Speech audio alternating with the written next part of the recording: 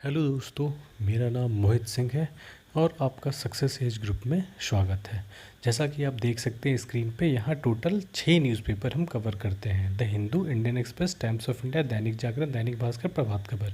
अभी फ़िलहाल मैं आपको द हिंदू, इंडियन एक्सप्रेस और टाइम्स ऑफ इंडिया के न्यूज़पेपर एनालिसिस करूँगा। इसमें जो इंपॉर्टेंट आर्टिकल्स और न्यूज़ हैं उसका एनालिसिस मैं करूँगा। और बाकी जो हिंदी के न्यूज़पेपर्स हैं, दैनिक जागरण, दैनिक भास्कर और प्रभात खबर, ये तीनों आपके अलॉन्ग विथ इंग्लिश न्यूज़पेपर्स मेरे फेसबुक पेज पे मिल जाएगा, जो कि सक्सेस एज के नाम से है। और इसका डिस्क्रिप्शन मैं आपको अपने डिस्क्रिप्शन बॉक्स में दे दूंगा। तो अब हम आज का न्यूज़ शुरू करते हैं दोस्तों। हमारा पहला न्यूज़ है 120 year old rail track at heart of green alarm in wild life sanctuary. हाँ दोस्तों, जैसा कि आप देख सकते हैं यहाँ पर गोवा के बारे में बात की गई है। जो भी यहाँ पर डेवलपमेंट वर्क्स हो रहे हैं रेल ट्रैक्स बिछाने को लेकर के, या फिर जिस भी वजह से जो भी डेवलपमेंट वर्क्स हो रहे हैं उसकी वजह से कहीं ना कहीं बहुत सारे wild life centuries, forest land, national parks, ये सब डिस्टर्ब हो रहे हैं। और इन्हीं पे ये पूरा आर्टिकल दिया है कि क्या क्या प्रोजेक्ट कौन कौन से हैं, उसके बेनिफिट्स क्या होंगे, ऑब्जेक्शंस क्या क्या हैं, और फिर मिटिगेशन मीज़र्स क्या हैं। कि मतलब उसको अगर वो बनता है तो उससे क्या फ़ायदे होंगे, अगर वो बनता है तो उससे नुकसान क्या होगा, और उसे सुधारने के लिए क्या किया जा रहा है। और यहाँ पे पीटी पॉइंट ऑफ व्यू से दोस्तों दो चीज़ें हैं, भगवान महावीर वाइल्ड लाइफ सेंचुरी और मोलम नेशनल पार्क, ये दोनों आपको गोवा में है। ठीक है दोस्तों, तो बेसिकली इस आर्टिकल में यही है। अगले आर्टिकल हम पढ़ते हैं, China factor, why heparin is costlier in India. हाँ, जैसा कि आप देख सकते हैं यहाँ पर NPPA, national pharmaceutical pricing authority ने हेपरिन के प्राइसेस को कहीं ना कहीं 50% एबव बढ़ा करके, मतलब 50% इंक्रीज़ करके, और वहाँ पर सीलिंग प्राइस वो डिक्लेयर किया है। मतलब कि यहाँ पे बेसिकली ये बोला जा रहा है कि जो सीलिंग प्राइस है ये हेपरिन की, वो 50% दिसंबर 31 तक के लिए बढ़ा दी गई है, जिसकी वजह से जो ये हेपरिन है आपको महंगा हो गया है। और इसमें सबसे पहली बात है कि हेपरिन है क्या। देखिए, ये वो दवा है जो आपके ब्लड को पतला करता है। आपको पता होगा, अगर आपके घर में कोई होंगे वैसे जो बीपी की दवा खाते होंगे, हार्ट पेशेंट होंगे, तो उन्हें एक दवा मिलती है खून पतला करने के लिए। तो बेसिकली इसका काम वही है, ताकि ब्लड क्लॉट्स वगैरह ना हो, खून के थक्के ना जमे। इस वजह से ये मेडिसिन यूज़ की जाती है, ताकि ब्लॉकेज वगैरह ना हो, एक जगह खून का जमाव ना हो, ब्लॉकेज ना हो, स्मूथली फ़्लो करता रहे। इस वजह से ये मेडिसिन यूज़ की जाती है। और यहाँ पर एक बात और बताई गई है कि ये महंगी हुई क्यों, सरकार ने इसे महंगा किया क्यों है। देखिए, सबसे पहली बात है कि जो आपको एक्टिव फार्मास्यूटिकल इंग्रेडिएंट्स है इस दवा को बनाने के लिए, हेपरिन सोडियम जो है वो लगभग सारा का सारा आपको चाइना से आता है। और चाइना में इसके कॉस्ट्स आपको नियर अबाउट इंडिया को जो ख़रीदने में पड़ रहे हैं वो 211% कॉस्टलियर पड़ रहे हैं। तो कहीं ना कहीं आपको प्राइस तो बढ़ना ही था ये। और महंगा चाइना में क्यों महंगा हो रहा है, तो एक तो पहला, अभी ये जो पूरा टेंशन चल रहे हैं इंडिया और चाइना के बीच में, उसके पहले ये कोरोना की वजह से सारे शिपमेंट्स वगैरह वहाँ से नहीं आ रहे थे, एयरक्राफ्ट के थ्रू, शिप्स के थ्रू वहाँ से कुछ आपको यहाँ आ नहीं रहा था, तो उससे भी इफ़ेक्ट हुआ था। और वैसे ये इशू आपको लगभग 1-2 साल पुराना है, क्योंकि ये सब जो भी आपको इंग्रेडिएंट्स हैं वो बहुत समय से चाइना से और इंडिया की डिपेंडेंस इतनी है कि नियर अबाउट अब लास्ट ईयर हमने $3.5 बिलियन के जो इंग्रेडिएंट्स ऑल ओवर वर्ल्ड से मंगाए थे, उसमें से अकेले सिर्फ 68% चाइना से मंगाने पड़े थे हमें। इवन हम ये पैरासीटामोल जो एक छोटी सी दवा है, उसके लिए भी जो हम आपको API है वो चाइना के ऊपर डिपेंडेंट है। तो कहीं ना कहीं इसका सॉल्यूशन तो निकालना ही होगा दोस्तों। अगली न्यूज़ है डिफाइनिंग कंटेनमेंट जोन्स। इस न्यूज़ में देखिए, बेसिकली आपको तो खैर पता ही होगा कंटेनमेंट जोन किसे कहा जाता है। मतलब कंटेन करना, मतलब जहाँ पे अगर कोई पेशेंट निकल जाता है तो वहाँ पे शॉप्स वगैरह को क्लोज़ करके, फिर आपको शॉप्स वगैरह को क्लोज़ किया जाता है, फिर आपको बाहर निकलना उठना बैठना सब मना कर दिया जाता है। जो है आपको घर में रहना है। एक एनी टाइम आपको हेल्थ पर्सोनल रहेंगे वहाँ पे, कोई एक पुलिस पर्सोनल आसपास में आपको रहेंगे आपकी निगरानी के लिए। तो वो कम्प्लीटली सील किया जाता है। तो उसके बाद फिर इसमें इम्पॉर्टेंट ये है कि ये कौन डिसाइड करता है कि ये पर्टिकुलर एरिया कंटेनमेंट जोन होगा। जैसे डिस्ट्रिक्ट लेवल पर डिस्ट्रिक्ट एडमिनिस्ट्रेशन करेगा, ब्लॉक लेवल पे ब्लॉक एडमिनिस्ट्रेशन लगे करेगा, पंचायत लेवल पे पंचायत एडमिनिस्ट्रेशन करेगा, म्यूनिसिपल लेवल म्यूनिसिपल कॉरपोरेशन करेगी। इन सबों को हक है किसी एरिया को कंटेनमेंट जोन में तब्दील करना। अगली आर्टिकल है दोस्तों हमारी स्टैंड अप स्पीक अप। हाँ, जैसा कि इस आर्टिकल में ये बात बताई गई है और ये लाइफ के साथ भी सही ठीक है कि कहीं ना कहीं हमें अपनी लड़ाई खुद ही लड़नी होती है। कोई भी हमारा एक मोरल बूस्ट कर सकता है, एक बाहर से सपोर्ट दे सकता है, लेकिन अपनी लड़ाई हमें खुद लड़नी पड़ती है। यहाँ पर इंडिया के लिए भी वही बात बोली गई है कि इंडिया को अपनी लड़ाई यहाँ पर खुद ही लड़नी होगी, क्योंकि यूएस देखिए जैसे वैसे ट्रस्टेड आपको तो फ्रेंड है नहीं, वो ट्रस्टेड पार्टनर। हम यूएस पे आंख बंद करके भरोसा नहीं कर सकते हैं, जो एक टाइम रसिया पे हम कर सकते थे, बट यूएस पे अब फ़िलहाल हम नहीं कर सकते हैं। क्योंकि न सिर्फ यूएस, बाकी सारी कंट्रीज़ जानती हैं कि चाइना आपको कोई छोटा मोटा अफ्रीकन नेशन या एशिया का कोई छोटा मोटा नेशन है नहीं, ईरान और पाकिस्तान की तरह, कि इससे कंटेन किया जा सके। हाँ, हम इकोनॉमिक सैंक्शंस लगा सकते हैं, but man to man war में इतना आसान नहीं होगा चाइना के साथ भिड़ना, बाकी कंट्रीज़ का जिनका कोई डिस्प्यूट नहीं है चाइना के साथ लैंड को लेकर के।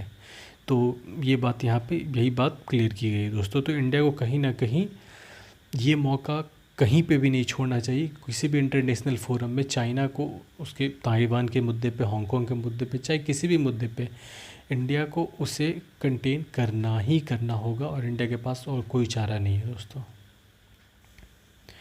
अगली आर्टिकल है हमारी not a nation of immigrants.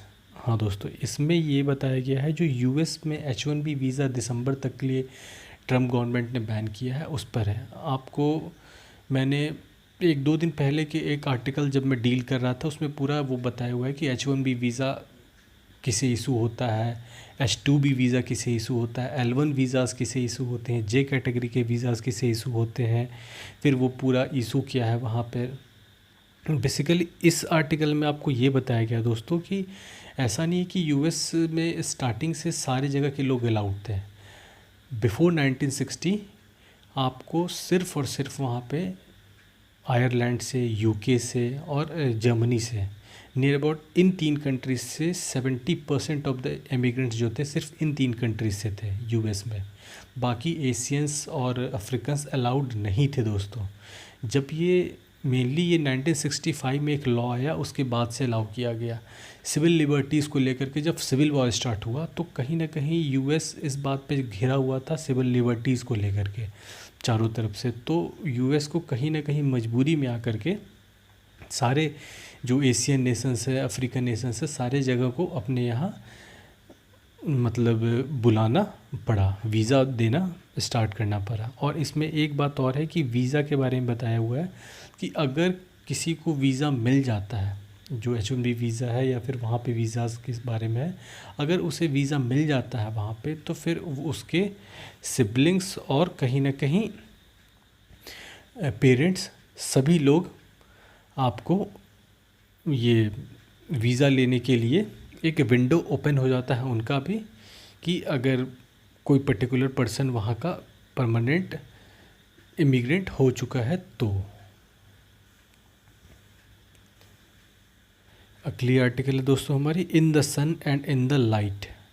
वैसे तो ये दोस्तों मेनली आपको लॉ ऑप्शनल के लिए ही है, लेकिन मेनली इसमें यही बताया गया है कि ई कोर्ट्स वगैरह का क्या इंपॉर्टेंस है, ई कोर्ट्स क्यों ज़रूरी है। एक केस लॉ के बारे में बताया हुआ है जिसके बाद से आपको ये ई कोर्ट्स का चलन सामने आया। और कहीं ना कहीं आपको बहुत सारे प्रॉब्लम्स जैसे अब होता, मेनली ई कोर्ट्स के बारे में तो बता ही गया है। यहाँ पे एक बात और बताई गई है कि जो प्रोसीडिंग्स होते हैं सुप्रीम कोर्ट के, हाई कोर्ट्स के, वो कोई देख नहीं सकता है, बहुत कम लोगों को अलाउड होता है वो देखना। तो कहीं ना कहीं ये जो अब आपको इंटरनेट से रिलेटेड सारी चीज़ें होगी। अगर ऑनलाइन आपको वर्चुअल हियरिंग होगी तो कहीं ना कहीं उसका रिकॉर्ड होगा। और सुप्रीम कोर्ट ने ये भी किया है कि जो वर्चुअल हियरिंग होगी वो सभी लोग अपने वेबसाइट पे अपलोड कर देंगे, सभी लोग उसको देख सकेंगे। मेनली होता क्या था, जो लॉ स्टूडेंट्स होते थे वो कहीं ना कहीं नहीं, आपको ये कोर्ट में जाकर के प्रोसीडिंग्स नहीं देख पाते थे, और इसी वजह से एक दिल्ली यूनिवर्सिटी के स्टूडेंट ने ही इस बात को मतलब सामने रखा कि इससे प्रॉब्लम तो बहुत होती है। तो उसके बाद से ही बेसिकली दोस्तों ये वर्चुअल हियरिंग के माध्यम से आपको टेलीकास्ट किया जाने लगा। और बाकी इसमें कुछ कंट्रीज़ के बारे में भी दिया हुआ है कि वहाँ पर जुडिशरी किस तरीके से काम करती है वर्चुअली, मतलब किस तरीके से साउंड है वो कंट्रीज़, उसके बारे में बताया हुआ है दोस्तों। अगली आर्टिकल हमारी, many retired Gorkha soldiers in 6.6K to get JNK domicile. हाँ दोस्तों, यहाँ पर JNK में आप जैसा देख सकते हैं डोमिसाइल वगैरह मिलना शुरू हो चुका है। सिटीजनशिप, एक तरीके सिटीजनशिप नहीं कहेंगे हम, डोमिसाइल ही कहेंगे। तो इसमें बेसिकली क्राइटेरिया क्या क्या रखा गया है वो देखिए।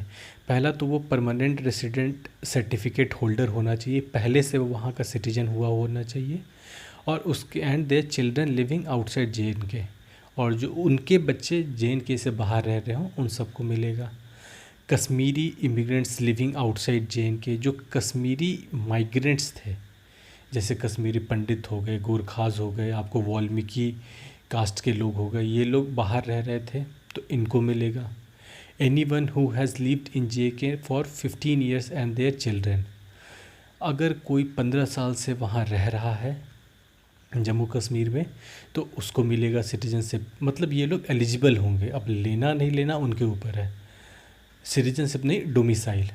Officials in union government all Indian services PSUs, जो भी आपको सरकारी कर्मचारी हैं अगर वो 10 ईयर्स का सर्विस वहाँ देते हैं उसके बाद वो भी एलिजिबल हो जाएंगे। हाँ, जहाँ तक पढ़ाई की बात है, एक एजुकेशन के बेसिस पे भी आपको डोमिसाइल मिल रहा है, तो यहाँ 7 ईयर्स तक कम से कम वहाँ पढ़ाई की हुई होनी चाहिए। नहीं तो या तो मतलब इसके साथ 7 ईयर्स की पढ़ाई एंड 10th और 12th दोनों में से कोई एक बोर्ड में अपीयर हुआ होना चाहिए उसे, तभी आपको मिलेगा। यहाँ पे मेनली वाल्मीकि कम्युनिटी के बारे में बताया गया है कि उन्हें बहुत दिनों से अवेटेड था उनका। गोरखास के बारे में बताया गया है कि ये एक्चुअली इसमें गोरखास बहुत, ये नेपाल के मेनली रहने वाले हैं।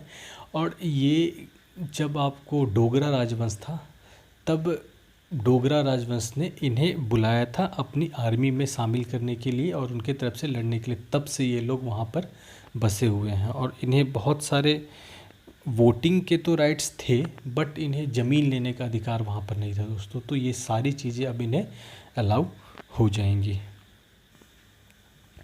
ICMR selects AIIMS Patna for Covid vaccine trial. जैसा कि आप जानते हैं, जो आपको कोविड वैक्सीन, पहली इंडिजिनस कोविड वैक्सीन जो आपको ह्यूमन ट्रायल के लिए जिसे परमिशन मिला है, फेज़ 1 फेज़ 2 ट्रायल के लिए परमिशन मिला है, वो है कोवैक्सीन। और BBV-152 भी उसे कहा जाता है और कोवैक्सीन भी कहा जाता है। तो उसके लिए टोटल 12 एम्स को सिलेक्ट किया गया है, उसमें से एम्स पटना भी है दोस्तों, जहाँ पर ये ट्रायल्स होंगे, कंडक्ट कराए जाएंगे।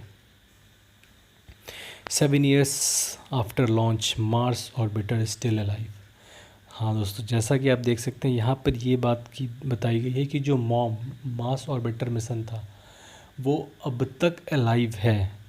मतलब उसकी लाइफ वैसे तो जब लॉन्च की गई थी तो 6 मंथ्स के लिए ही थी कि 6 मंथ्स तक ये हमें फुटेज वगैरह ये देता रहेगा, और मेनली मीथेन ढूंढने की, मतलब मीथेन है कि नहीं वहाँ पे मार्स पे, ये ढूंढने इसे भेजा था हमने। तो जो ऑर्बिटर है दोस्तों वो अभी भी काम कर रहा है, नियर अबाउट 7 ईयर्स होने को है और अभी भी वो काम कर रहा है। और वो लेटेस्ट जो इमेज है वो आपको इसने भेजे हैं फोबोस के, मार्स का जो आपको सैटेलाइट है, जैसे अर्थ का मून है आपको उसी तरीके से मार्स का सैटेलाइट फोबोस है, जिसकी तस्वीर इसमें आपको दिखाई गई है दोस्तों। तो खैर आगे बढ़ते हैं। Modi leverages soft power of Buddhism to woo allies. देखिए यहाँ पे बोला गया है कि अभी इंडिया को जहाँ से सपोर्ट मिल सके इंडिया को लेनी है। तो ये यहाँ पर मेनली जो बुद्धिज़्म है आपको एशियन नेशंस जो है उसके साथ साथ जापान, श्रीलंका, नेपाल, इन सब में बुद्धिज़्म एक इम्पॉर्टेंट रिलीजियन है। तो कहीं ना कहीं इन सभी नेशंस के साथ एक अच्छा, कहीं ना कहीं रिलीजन के माध्यम से ही संबंध बनाने का एक बहुत अच्छा मौका है। और जैसा कि आज मतलब गुरु पूर्णिमा है, तो गुरु पूर्णिमा के दिन बुद्ध भगवान और जैन इन सब महापरिनिर्वाण, इनको तो महापरिनिर्वाण डे भी मनाया जाता है दोस्तों आज। तो वही उसी के उपलक्ष्य में यह आयोजन रखा गया। और इसमें आपको आप Laos, Cambodia, Vietnam, Sri Lanka, Nepal, Japan, इन सभी नेशंस से आए थे आपको लोग। बट चाइना को बर्ट किया गया था, चाइना से कोई नहीं आया था। चाइना को कम्प्लीटली यहाँ से आउटसाइड का रास्ता दिखा दिया गया था। Covid vaccine gets DCGI not for clinical test. जैसा कि अभी थोड़ी देर पहले मैंने आपको बताया था वो कोवैक्सीन के बारे में। ये दूसरी दवा है ZY-COVID। ठीक है दोस्तों, तो ये जो है वो है आपको ICMR और इंस्टीट्यूट ऑफ वायरोलॉजी जो पुणे में है उसके साथ मिलकर के भारत बायोटेक ने वो कोवैक्सीन को डेवलप किया है। यहाँ पर इसे कैडिला, आपको जो जाइडस कैडिला है वो डेवलप कर रही है ये दवा ZY-COVID। ये भी आपको एक तरीके से हम कह सकते हैं सेकंड कंटेंडर है वैक्सीन का, और इसके भी फ़ेज़ 1 फ़ेज़ 2 के ह्यूमन ट्रायल की परमिशन मिल गई है। तो अब ये भी इंडिजिनस मेडिसिन है, तो ये कहीं ना कहीं बहुत अच्छी खबर है दोस्तों कि हमारे साथ कल तक 2-4 दिन, एक हफ्ते तक कुछ भी नहीं था, अब 2 मेडिसिन हमारे लाइनअप हैं ह्यूमन ट्रायल्स को के लिए। चलिए, days after walling China cause government launches app challenge. China के जो 59 आपको हमने ये बैन किए थे चाइनीज़ ऐप्स, तो अब जो हमारी सेंट्रल गवर्नमेंट है उन्होंने एक आपको चैलेंज लॉन्च किया है जिसका नाम है आत्मनिर्भर भारत ऐप इनोवेशन चैलेंज, जिसके तहत पूरे इंडिया भर से लोगों को कहा गया है जो टेक पर्सोनल्स हैं उनको कि आप एप्लीकेशन बनाइए। और हमें, क्योंकि देखिए पहली बात तो यहाँ 59 एप्लीकेशंस बैन हुए हैं, तो लगभग जो 59 एप्लीकेशंस बैन हुए हैं उसी नेचर के एप्लीकेशंस मेनली बनाने हैं, क्योंकि कहीं ना कहीं हमें आत्मनिर्भरता तो चाहिए दोस्तों, और टैलेंट को ढूंढने का इससे अच्छा मौका फिर नहीं मिलेगा। अब हम ऐसा करें कि एक NIC पर ये सारा बोझ डाल दे कि आप ही को बनाना है, तो वैसे तो नहीं होगा। या तो फिर किसी एक प्राइवेट आउटसोर्सिंग कंपनी को हम बोल दें कि आप हमारे लिए ऐप बनाइए, तो उससे दोस्तों उतनी अच्छी चीज़ उभर करके सामने आएगी नहीं। इनोवेशन जब भी आना है तो वो ओपन चैलेंज से ही आता है दोस्तों। जिस तरीके से टैलेंट ओपन कम्पिटिटिव एग्ज़ाम से आती है, ठीक उसी तरीके से। Historic heat wave roast Siberia. दोस्तों यहाँ पर ये बताया गया है कि जो साइबेरिया में है हीट वेव की कंडीशन है, अब तक इस बार नियर अबाउट आपको 31 to 35 डिग्री सेल्सियस टेम्परेचर वहाँ पर रिकॉर्ड किया जा रहा है। नियर अबाउट 37 डिग्री सेल्सियस भी टेम्परेचर रिकॉर्ड किया गया है दोस्तों।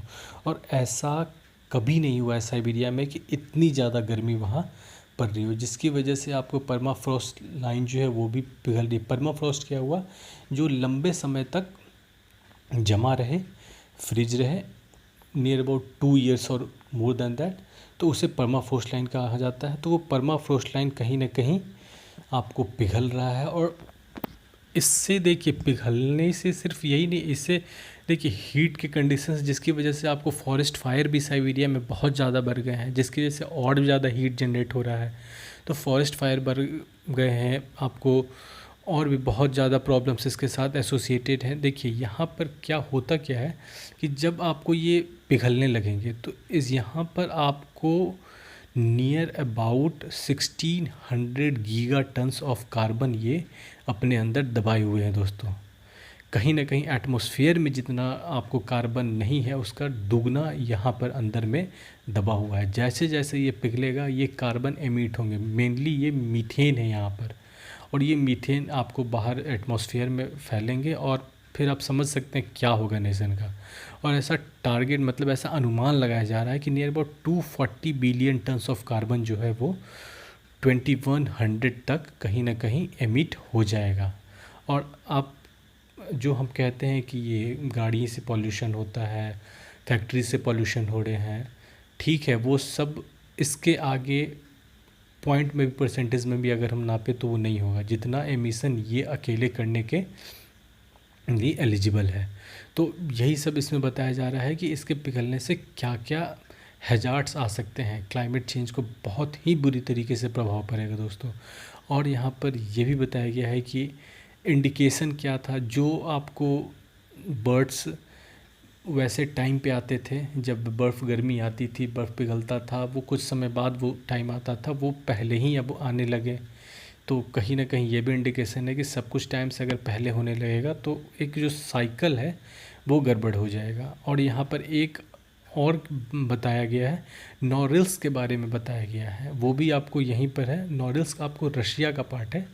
रशिया में कहीं ना कहीं ऑयल एक टैंकर था जो कि वही परमाफ्रॉस्ट में डूबने की वजह से उसमें जितना भी ऑयल था वो सारा आपको स्पिल हो गया। Near about 1,50,000 barrels of diesel जो थे दोस्तों, वो उसी तरीके से सारा स्पिल हो गया आपको सी बेड में सी के आपको जो सतह है उस पर वो सारा, नॉरिल्स की जगह का नाम है दोस्तों, वो सारा। और आप ऐसा अनुमान लगाया जा रहा है कि वो इतनी जल्दी वो सारा ख़त्म होने वाला नहीं है, उसे ख़त्म होने में कई साल लगेंगे जब तक कि वो पूरा जो ऑयल स्पिल है उसे एक्सट्रैक्ट किया जा सके।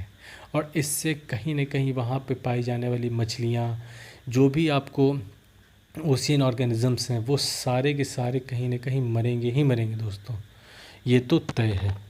तो ये बहुत ही एक अलार्मिंग सिचुएशन है दोस्तों। Thanks for watching my video दोस्तों। हाँ, अपने एक्सपीरियंसेस ज़रूर मेरे साथ शेयर करिएगा कि आपको मेरे वीडियोस कैसे लगे, मैं किस तरीके से इसे और सुधार सकता हूँ। आपके सजेशंस का मुझे इंतज़ार रहेगा दोस्तों। और एक बात और मैं बताना चाहता हूँ, यहाँ पर अगर आपको और भी न्यूज़पेपर कटिंग्स चाहिए इंग्लिश और हिंदी के, जैसा मैंने आपको पहले बताया कि हम 6 न्यूज़पेपर कवर करते हैं, और ये सारे न्यूज़पेपर्स के कटिंग्स आपको हमारे फेसबुक पेज पे मिल जाएंगे। और वो फेसबुक पेज का नाम मैंने यहाँ दे दिया है, और डिस्क्रिप्शन में अपने आपको डिस्क्रिप्शन बॉक्स में दे देता हूँ दोस्तों। तो बने रहिएगा दोस्तों मेरे साथ, और please please please subscribe my channel and press the bell icon for notification, कि ताकि मैं जब भी आपको कुछ भी डालूँ तो ये ऐसा आता रहे आपको नोटिफिकेशन। और वैसे तो मैं आपको हर रोज़